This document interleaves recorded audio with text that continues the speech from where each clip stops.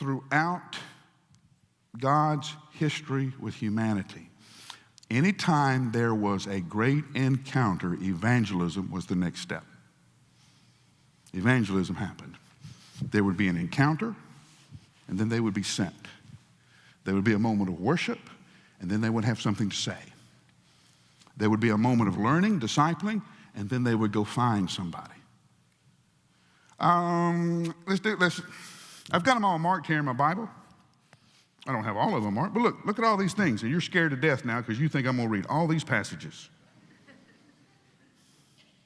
Well, we can start with Isaiah 6. Isaiah 6, the call of Isaiah, the great prophet, who tells us in the year that King Uzziah died, he went to worship. And there the Lord revealed himself in grandeur and splendor to the point that Isaiah falls down and says, I am a man of unclean lips. Woe is me. Redneck translation, help me, I'm sunk. That's literally what it means. There's nothing I can do. And the angel comes and cleanses his mouth with a hot coal from the altar. And he hears God cry out, who will go for us? Isaiah's response, here I am, send me. Now notice what Isaiah doesn't ask. Where are we going? What are we going to do? What am I supposed to?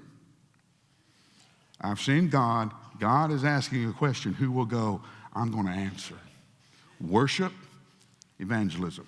Encounter, evangelism. It always happens. It always is the same.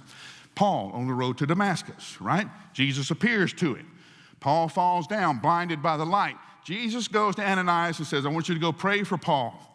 Ananias says, do you know who he is? Do you know what's happening?